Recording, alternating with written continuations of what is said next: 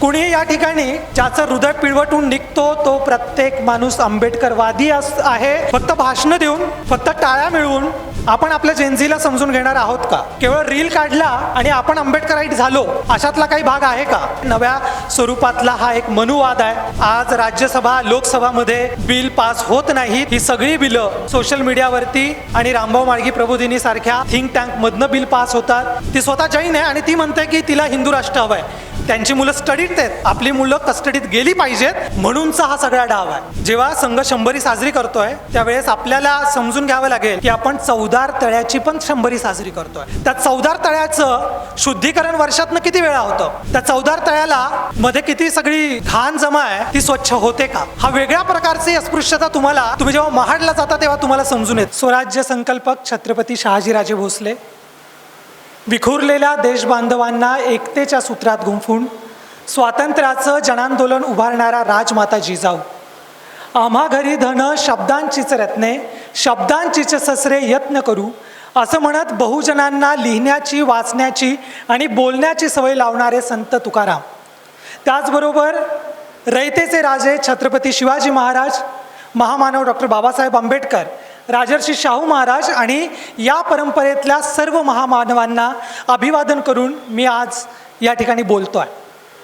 मला विषय दिला गेला आहे की महात्मा फुले आणि डॉक्टर बाबासाहेब आंबेडकर यांचे विचार आणि त्या संदर्भातली आजची तरुणाई त्याच्याकडे कसं बघते हे थोडंसं याच्याबद्दल मला या ठिकाणी बोलायचं आहे. मला असं वाटतं की मगापासून जितके वक्ते आता बोललेले आहेत त्या सगळ्या वक्त्यांनी महात्मा फुल्यांनी काय काम केलं, डॉक्टर बाबासाहेब आंबेडकरांनी काय काम केलं, शाहू महाराजांनी काय काम केलं आणि फुले शाहू आंबेडकरी विचार प्रवाहातले जितके महापुरुष होऊन गेलेत त्यांनी नेमकं काय काम केलं, काय काम करायचं राहून गेलं आणि काय अपेक्षा आहेत त्याच्याबद्दल सगळे बोललेले आहेत. त्याच्यामुळे मी ते मुद्दे पुन्हा रिपीट करणार नाही. परंतु जेव्हा आपण थॉट्स ऑफ फुले आंबेडकर असं म्हणतो आणि त्या संदर्भातली तरुणाईचे विचार काय आहेत हे जाणून घ्यायचा प्रयत्न जेव्हा आपण करतो तेव्हा मला असं वाटतं की काही मुद्दे आपण प्रकर्षाने समजून घेतले पाहिजेत. आज इथे सभागृहामध्ये जितकी लोक उपस्थित आहेत ती सगळे पुरोगामी चळवळीचा भाग असलेले लोक आहेत. कुणीही या ठिकाणी उजव्या विचारसरणीचे लोक नाही आहेत. का नाही आहेत? कारण त्यांना हे विचार मान्य नाही आहेत म्हणून ते आज या ठिकाणी नाही आहेत. त्याच्यामुळे जेव्हा आपलीच मंडळी जेव्हा एकत्र असतात तेव्हा खुलेपणानं बोललेलं मला असं वाटतं की अतिशय योग्य राहील आणि त्यामुळे पुढची 15-20 मिनटं जरा खुलेपणाने बोलण्याचा मी थोडासा आग्रह करणार आहे. फुले शाहू आंबेडकरांचे विचार जेव्हा आपण समजून घेतो तेव्हा त्याच्यातला समान दुवा काय आहे तो आपण समजून घेतला पाहिजे. समान दुवा हाच आहे. उडगी सर बोलताना असं म्हणाले की मानवतावाद, मानवी हक्क आणि लोकशाही संवर्धनाचं जर काम कोणी केलं असेल तर या तिन्ही ज्या त्रिमूर्ती आहेत त्यांनी ते केलेलं आहे. त्याच्यामुळे तो मानवतावादाचं मूल्य, मानवतावादाचा विचार आपल्याला अगोदर समजून घ्यावा लागेल की ही तिन्ही लोक एकाच मूल्यासाठी का लढली. या तिन्ही लोकांनी एकाच मूल्यासाठी आपलं संपूर्ण आयुष्य पणाला का लावलं? कारण हे मूल्य मानवी मूल्य आहे. त्यांचा सगळा जो पसारा होता, त्यांची सगळी जी मांडणी होती ती मानवी मूल्यांसाठी होती. म्हणजे महात्मा फुल्यांनी त्यांच्या फुलेवाड्यातला जी विहीर, जो पाण्याचा हौद अस्पृश्यांसाठी खुला करून दिला तो मानवी मूल्यांसाठी. डॉक्टर बाबासाहेब आंबेडकरांनी 14 तऱ्याचा सत्याग्रह केला तो त्या मानवी मूल्यांसाठी. कारण पाणी गाया गुरांना पिण्यासाठी मिळत होतं परंतु इथल्या अस्पृश्य म्हणवल्या जाणाऱ्या समाजाला पाणी पिण्याची मुभा नव्हती. त्याच्यामुळे आपण हे समजून घेतलं पाहिजे की ही मानवी मूल्य महत्त्वाची काय आहेत. जेव्हा इराणवरती बॉम्बबारी होते, जेव्हा गाझावरती बॉम्बबारी होते त्यावेळेस भारतातल्या मानवतावादी लोकांचा जीव पिळवटून का निघतो? कारण आपली भूमिका, आपलं म्हणणं हे त्या फुले शाहू आंबेडकरी विचारांशी आहे. त्याच्यामुळे जगातल्या कोणत्याही मानवावरती जर त्याच्या मानवी हक्काचं हनन होत असेल तर ज्याचं हृदय पिळवटून निघतो तो प्रत्येक माणूस आंबेडकरवादी आहे, आंबेडकरवादी असतो असं माझं स्पष्ट मत आहे. त्याच्यामुळे या गोष्टी आपण तितक्याच हक्कानं समजून घेतल्या पाहिजेत. ज्या सभागृहात आपण बसलोय, मगाशी देखील उल्लेख झाला की रमाबाई नगर हे चळवळीचं केंद्र आहे. रमाबाई नगरनं चळवळी कशा लढायच्या, त्या कशा धसास लावायच्या, त्याचं रूपांतर रचनात्मक कार्यात कसं घडवायचं हे या रमाबाई नगरनं आपल्याला दाखवून दिलेलं आहे. त्याच्यामुळे जेव्हा आपण विचार करतो की एकंदरीत इथली युवक काय करतायत, तेव्हा मला असं वाटतं की आपण रमाबाई नगरमधल्या डॉक्टर बाबासाहेब आंबेडकरांच्या पुतळ्यापाशी उभं राहिलं पाहिजे आणि आसपास चाललेलं काय काम आहे ते बघितलं पाहिजे. आज या सभागृहामध्ये जितकी लोक उपस्थित आहे, म्हणजे या विचारमंचावरची देखील आणि विचारमंचासमोर बसलेली देखील, जर ॲव्हरेज वय जर आपलं सगळ्यांचं काढलं तर ते ॲव्हरेज वय मला असं वाटतं की 40-50च्या घरात जाईल. जास्तीत जास्त इथे 30ली लोकं दिसत आहेत. आपली 20ली आणि 25ली लोकं कुठं आहेत? ज्याला आपण जेनझी असं म्हणतोय, जनरेशन झेड असं म्हणतोय, ती मंडळी कुठं आहेत? ही सगळी जेनझी मंडळी आपल्या या डिस्कोर्समध्ये नाही आहे. ती सध्या काय करते, ती काय वाचते, ती काय बघते, ते कोणता सिनेमा बघतात, ते कोणाला फॉलो करतात, त्यांच्या वाचनामध्ये कोणते ग्रंथ आहेत, फुले शाहू आंबेडकर ते वाचतात का, याची चाचपणी आपण कुणी केलेली आहे का? ज्या लोकांना आता भट्टीत जायचं आहे, आपण सगळी त्या भट्टीतनं निघालेलो आहोत. आपण सगळ्यांनी दलित पॅंथरच्या चळवळी बघितल्या, आपण सगळ्यांनी सत्यशोधक चळवळी बघितल्या, आपण अगदी फुले शाहू आंबेडकरी सगळ्या चळवळी बघितल्या, संभाजी ब्रिगेड बघितलं, आपण फुले शाहू आंबेडकरी सगळ्याच संघटना बघितल्या. त्याच्यामध्ये ही 20-25ली तरुण आहेत का, याच्यावरती आपण नेमका विचार कधी करणार आहोत? मगाशी मी म्हणालो की ते भट्टीत जाण्यासाठी जी मंडळी तयार आहेत ती मतदार आहेत. त्यांनी पहिल्यांदा मुंबईतल्या जेनझीनं मुंबई BMCच्या इलेक्शनमध्ये पहिल्यांदा वोट केलं. आता येणाऱ्या 2029मध्ये महत्त्वाचा रोल या जेनझीचा असणार आहे आणि त्यांना आपण चळवळ कशी समजून सांगायची, आपण समजून सांगितली पाहिजे की त्यांनी त्यांचीच आपसूक समजून घ्यायची आहे. हे काम आपल्याला कोणाला तरी वाटून घ्यावं लागेल. फक्त भाषणं देऊन, फक्त टाळ्या मिळवून आपण आपल्या जेनझीला समजून घेणार आहोत का? तर नाही समजून घेणार आहोत. त्याच्यासाठी आपल्याला काम करावं लागेल, संघटनात्मक काम करावं लागेल. आता आपली चर्चा सत्र, शिबिरं, आपली वर्कशॉप म्हणावे तशी ताकदीची होत नाही, एकांगी होतात. जेनझीशी आपल्याला संवाद साधावा लागेल, नव्या पिढीशी बोलावं लागेल. बोलण्यासाठीचं भाषा तंत्र त्यांचं स्वतःचं असेल, ते आपल्याला समजून घ्यावं लागेल. माध्यमांमध्ये आज मॅक्स महाराष्ट्राला बरीच जेनझी मंडळी फॉलो करते आणि त्यांची मतं जी काही बनतात, जनमत काही बनतात, ती मी असं म्हणणार नाही की 100% मतं त्यांची जी बनत असतील ती मॅक्स महाराष्ट्र बघून बनत असतील, परंतु 20-30% मतं नक्कीच बनत असतील. त्याच्यामुळे माध्यमांची देखील तितकीच जबाबदारी असणार आहे की आपण कोणता कंटेंट त्या नवीन युवकांना देतो आहोत, नवीन युवतींना देतो आहोत.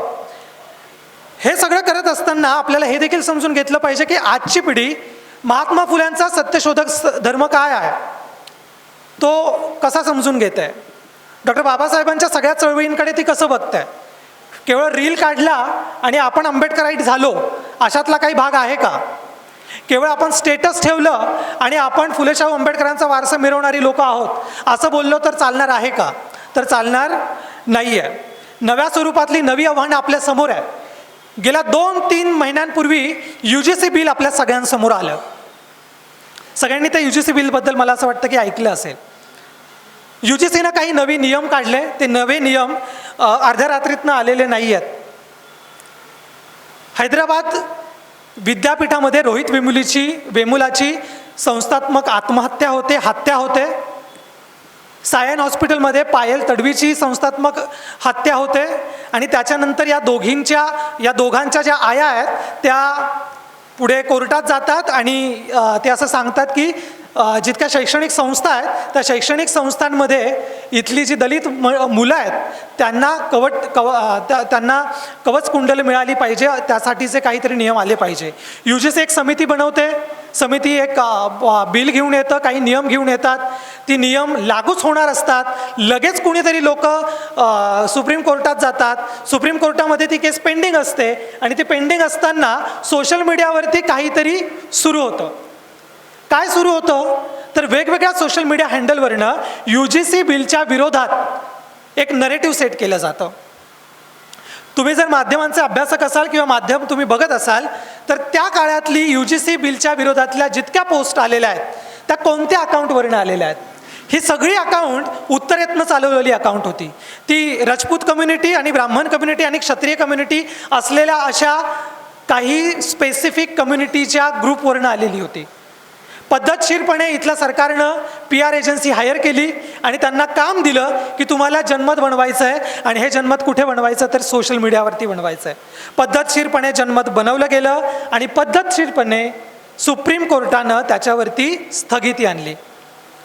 आपण फक्त भाषण आंदोलन करत बसलो, बोलत बसलो, परंतु त्यांना जे काही करायचं होतं ते त्यांनी करून दाखवलं. जसं UGC बिलच्या संदर्भात झालं तसंच वक्फ बोर्डच्या संदर्भात देखील झालं. PR एजन्सीला काम दिलं गेलं आणि त्यांनी जनमत बनवलं. रस्त्यावरची लढाईमध्ये आपण कमी पडलो, सोशल मीडियावरच्या लढाईमध्ये ती लोकं जिंकली. आपल्याला हा अल्गोरिदमचा खेळ समजून घ्यावा लागेल. समजून घेत असताना कुठे बोलायचं, कोणत्या अल्गोरिदममध्ये वाहत जायचं हे देखील आपल्याला समजून घ्यावं लागेल.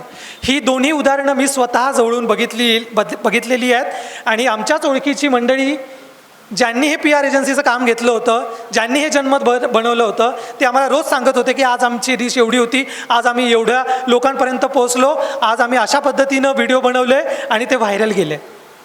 ते करत असताना आपल्यासमोर इतकी मोठी आव्हानं आहेत.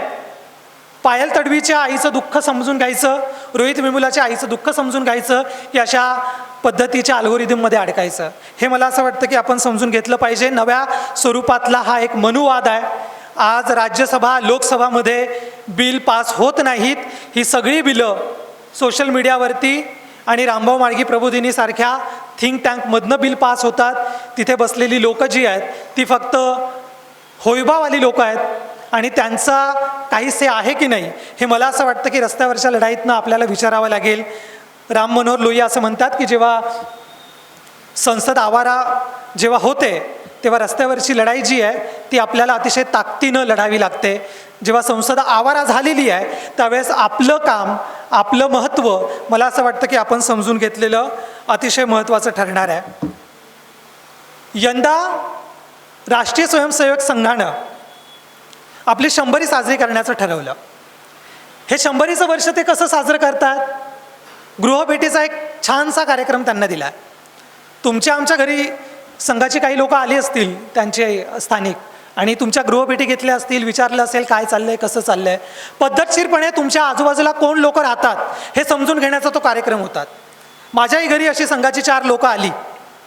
घरच्यांनी अगोदरच सांगितलं होतं की फक्त पद्धतशीर छान छान बोलायचं आहे, भांडायचं आपल्याला नाही आहे. आपण त्या सोसायटीत राहतो, एकत्र राहतो, त्याच्यामुळे वाद कोणाशी करायचे नाही आहेत. वैचारिक स्पष्टता आपली तितकी पक्की आहे हे त्यांनाही माहिती आहे आणि आपल्यालाही माहिती आहे.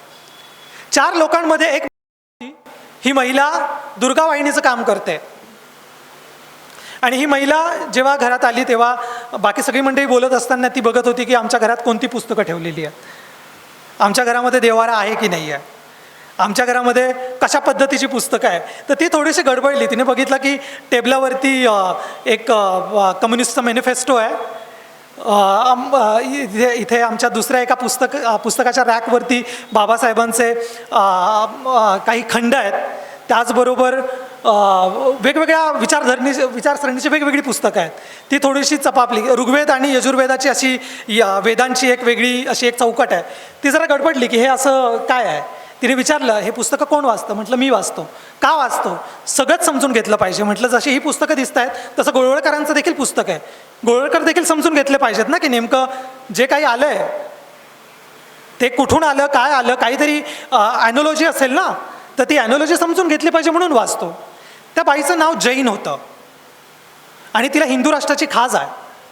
ती स्वतः जैन आहे आणि ती म्हणते की तिला हिंदू राष्ट्र हवं आहे.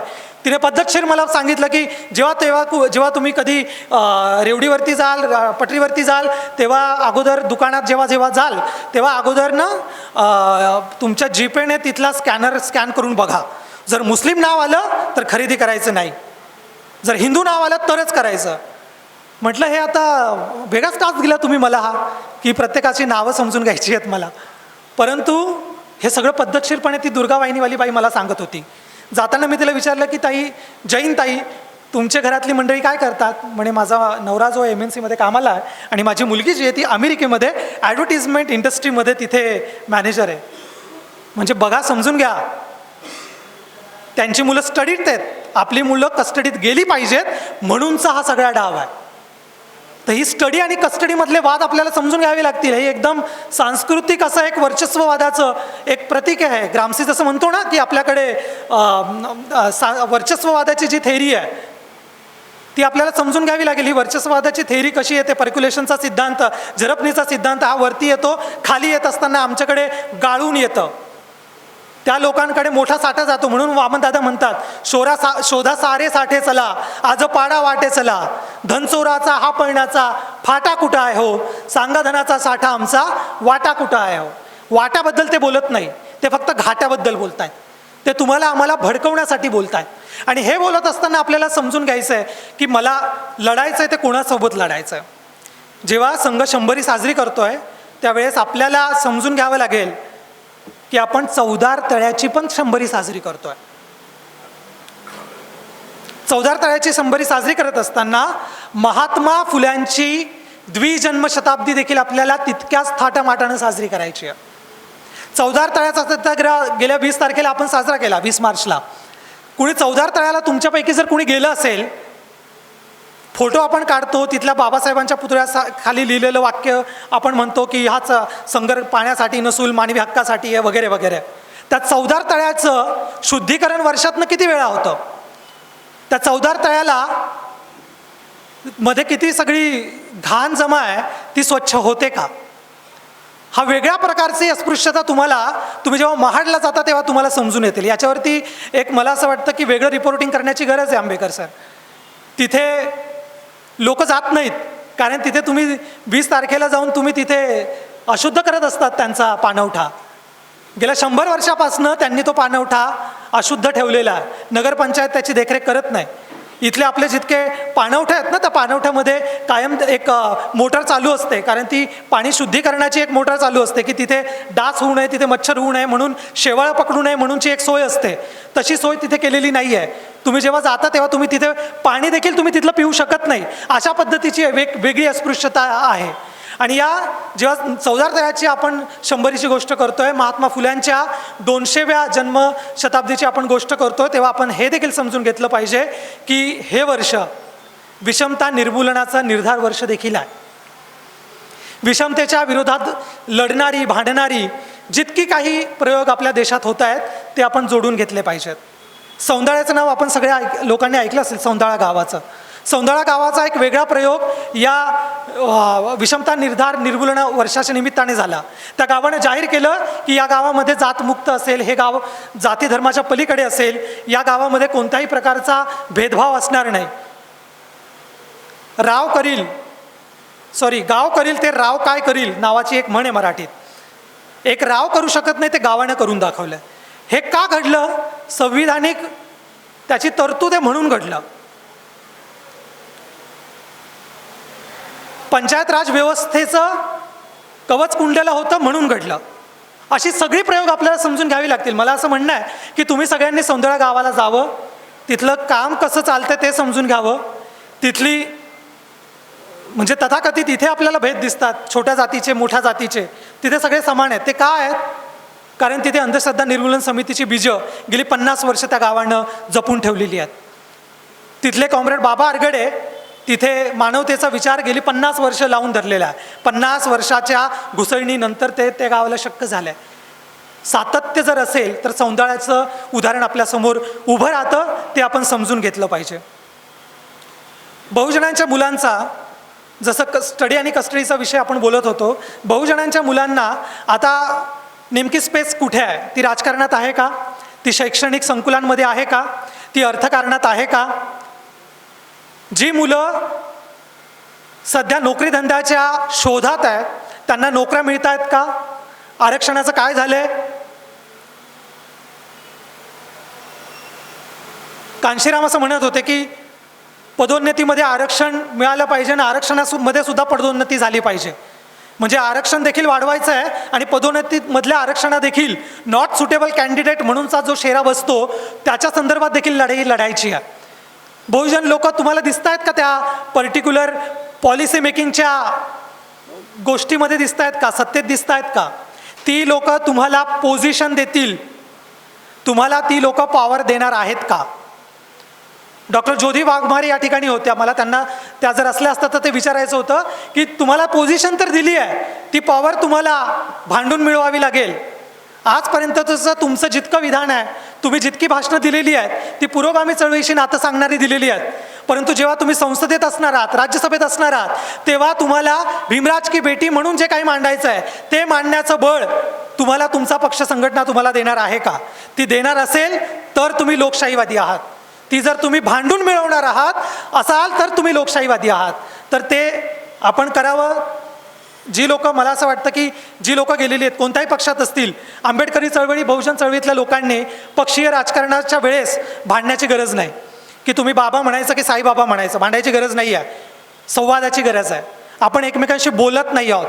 जेव्हा आपल्यातला संवाद विसंवाद मध्येच रूपांतरित झालेला आहे तेव्हा आपल्यातलं वर्गीकरणासाठी लोक आलेली आहेत. आपल्याला संवाद करावा लागेल, जातींशी संवाद करावा लागेल, वेगवेगळ्या धर्मातल्या लोकांशी संवाद करावा लागेल. गेल्या काही वर्षांपासनं आपलं आपापसामध्ये फाटलेलं आहे, ते आपल्याला जोडून घ्यावं लागेल. आपली तरुण मंडळी आज काहीतरी वेगळंच बोलत आहेत. वेगळीच मांडणी काहीतरी होती, अगदी टोकाची मांडणी. डायरेक्ट तलवार काढायची, डायरेक्ट तलवारीची भाषा, मारेंगे काटेंगेची भाषा. ही भाषा आपल्याला थोडीशी बदलावी लागेल, कारण मारेंगे काटेंगेच्या भाषेने आपलं सगळ्यात मोठं नुकसान केलेलं आहे. आपल्याला एका वेगळ्या विशिष्ट समुदायापासून तोडलेलं आहे. आपले ब्राह्मण मित्र असावेत का? जरूर असावेत. आपले मराठा मित्र असावेत का? जरूर असावेत. आपला आज संवादच होत नाही या लोकांशी. आणि मग ही सगळी दुर्गा वाहिनीची लोक, संघाची लोक, संघ परिवारातली लोक त्यांच्या घरी जाऊन बसत आहेत आणि तुमच्या विरोधात त्यांच्या डोक्यात पेरत आहेत.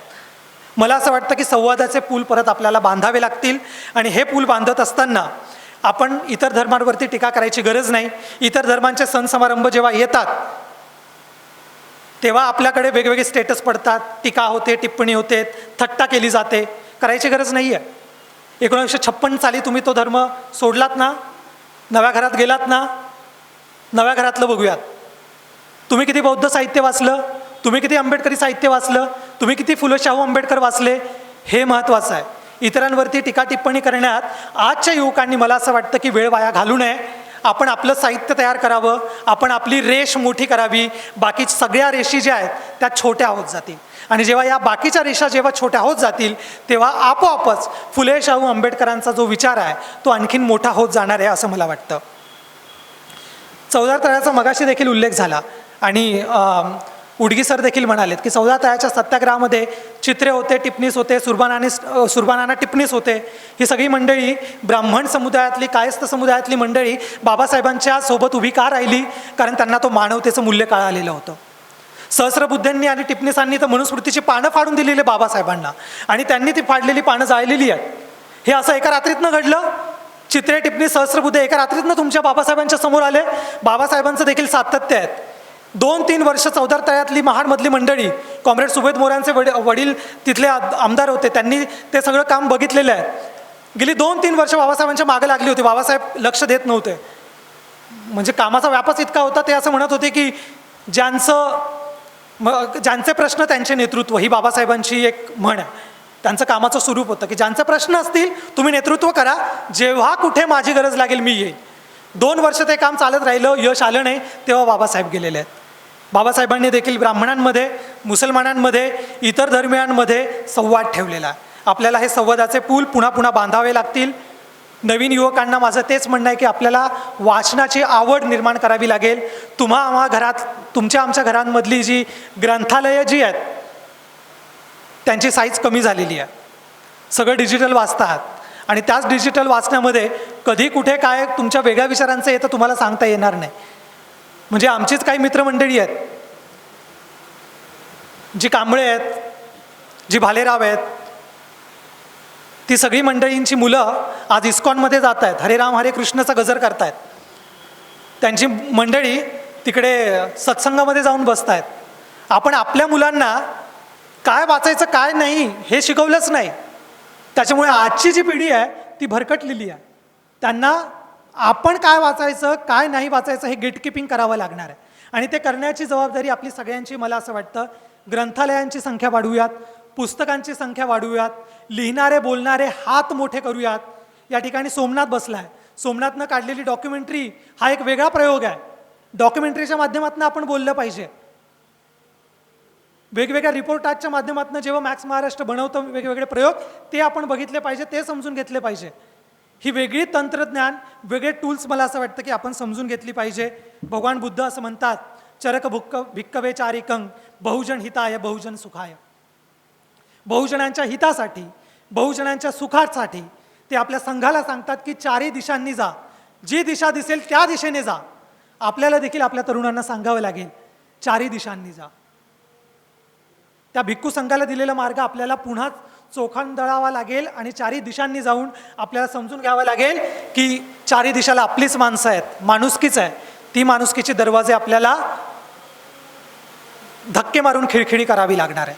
आणि धक्के मारून खिळखिळी केल्यानंतर पुन्हा एकदा मला असं वाटतं की संवादाचा एक नवीन प्रकाश पडेल आणि आपण सगळी मंडळी एक दिलाने राहू. कारण संघटन में शक्ती आहे.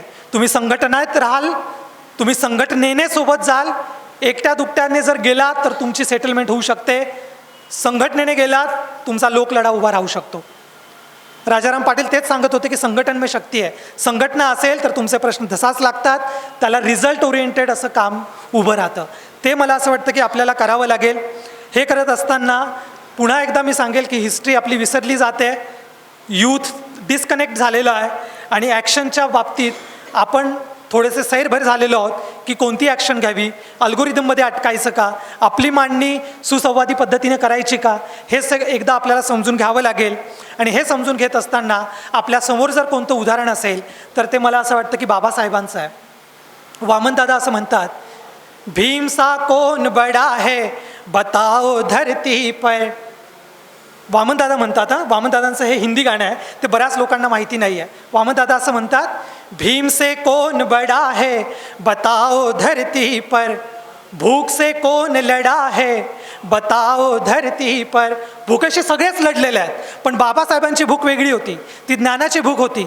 त्यांच्या ज्ञानाच्या भूकेने इथल्या हजारो भुकेल्या लोकांचे प्रश्न सोडवलेले आहेत. त्याच्यामुळे भूक से कौन लढा है बताओ धरती पर, एक भूखा भी गया ज्ञान की सीढ़ी चढ़कर, एक भूखा भी गया ज्ञान की सीढ़ी चढ़कर, ऐसा कौन चला है बताओ धरती पर, भूख से कौन लड़ा है बताओ धरती पर.